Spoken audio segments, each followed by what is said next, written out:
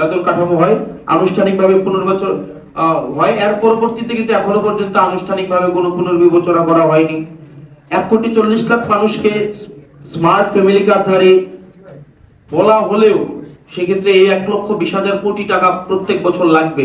সেই অর্থ কিভাবে সংস্থান করা হবে, সেই অর্থে কি অন্যান্য সোশ্যাল সেফটি নেটস থেকে কাটা হবে কিনা, যদি কাটা না হয় আগের সোশ্যাল সেফটি নেটস এর আওতাটা বিদ্যমান রেখে কিভাবে 1,20,000 কোটি টাকা প্রত্যেক বছর সোর্সিং করা হবে, সেই প্রশ্নগুলো কিন্তু আমাদের সামনে আসছে। এবং পরবর্তীতে জ্বালানির যে ইস্যুটা, পরবর্তী বাংলাদেশের আমরা যে কর্মসংস্থান নিশ্চিত করতে চাই, আমরা জ্বালানি স্বনির্ভর হওয়ার রূপরেখাটা আমরা কি আসলেই পাবো কিনা, নাকি আমদানি নির্ভর জ্বালানিটা থাকবে। কর্মসংস্থান পরবর্তী বাজেটে কি ধরনের কর্মসংস্থানে কি ধরনের বিনিয়োগ রয়েছে, শিক্ষাতে কি ধরনের বিনিয়োগ রয়েছে, স্বাস্থ্য খাতকে কতটা প্রায়োরিটি দেওয়া হয়েছে, নাকি আবারও স্বাস্থ্য খাতকে এমন একটা জায়গায় নিয়ে যাওয়া হবে যেখানে আবার স্বাস্থ্য খাতের সাথে সংশ্লিষ্টদেরকে বিদেশে যেতেই প্রণোদনা যোগাবে, সেটি একটি বড় প্রশ্ন আমাদের সামনে থেকে যাচ্ছে। এই সার্বিক বিষয়ে আমাদের এনসিপি আমাদের বাজেট প্রস্তাবনা আজকে আপনাদের সামনে উপস্থাপন করবে। আমাদের এই বাজেট ছায়া বাজেট টিম দীর্ঘ 2 মাসেরও বেশি সময় ধরে আমরা বিভিন্ন স্টেক হোল্ডারের সাথে কথা বলেছি।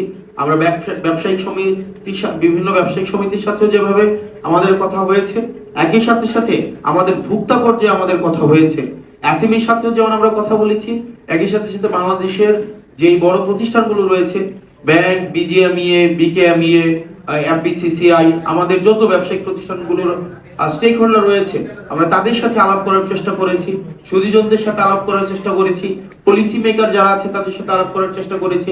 প্রত্যেকটা স্টেক হোল্ডারের সাথে আলাপ আলোচনা করে, অর্থনীতিবিদদের সাথে আলোচনা করে, ব্যবসায়ীদের সাথে আলোচনা করে, ভোক্তা পর্যায়ের সাথে আলোচনা করে, এবং সার্ভিস প্রোডিউসার এবং সার্ভিস কনজিউমার, আমাদের এই 2 পর্যায়ের সাথে আলোচনা করে একটি কেমন একটি বাজেট হওয়া উচিত, সেই জায়গা থেকে আমাদের ছায়া বাজেটটি এখন আমাদের ছায়া বাজেট টিম থেকে উপস্থাপন করা হবে।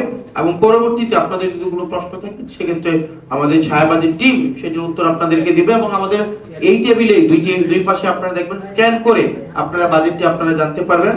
এবং আমাদের এনসিপি আমরা যে অঙ্গীকার দিয়েছি, আমরা একটি সমতা ভিত্তিক অর্থনীতি আমরা নিশ্চিত করব যেটি হবে বৈষম্যহীন, একই সাথে সাথে রাষ্ট্রের সাথে জনগণের যে একটি অঙ্গীকারের সম্পর্ক, সেই অঙ্গীকারের সম্পর্কটি আমরা নিশ্চিত করব এবং দায় ও দরদের ভিত্তিতে, যেখানে শুধুমাত্র আমরা ভোক্তাদের স্বার্থ যেমন আমরা সংরক্ষণ করার আমরা অঙ্গীকার করছি, একই সাথে সাথে যারা উৎপাদক রয়েছে তাদের স্বার্থ আমরা সংরক্ষণ করার একই সাথে সাথে আমরা অঙ্গীকারবদ্ধ।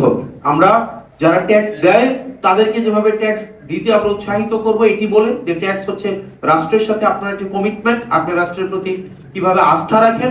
একই সাথে এই ট্যাক্সের অর্থ দিয়ে যেভাবে রাষ্ট্রের বিভিন্ন পরিষেবা উৎপাদিত হয়, যেটি জনগণের, সাধারণ জনগণের দোরগোড়ায় পৌঁছে দেয়, স্বাস্থ্য শিক্ষা থেকে শুরু করে বিভিন্ন সেবামূলক কার্যক্রম যেগুলো যেভাবে আমাদের রুলিং হয়, সেটি যেন জনগণ বান্ধব হয়, জনগণের জন্য হয়, সেটিকেও আমরা নজরদারিতে রাখবো, যেন এই বাজেটের যে অর্থটি বরাদ্দ হবে প্রত্যেকটি পয়সা যেন জনগণের কাজেই ব্যবহৃত হয়, শুধুমাত্র সংখ্যা ভিত্তিক নয়, নাম সর্বস্ব সংখ্যা নির্ভর, পরিসংখ্যান নির্ভর, গাঁও সর্বস্ব কোনো বাজেট আর আমরা দেখতে চাই না।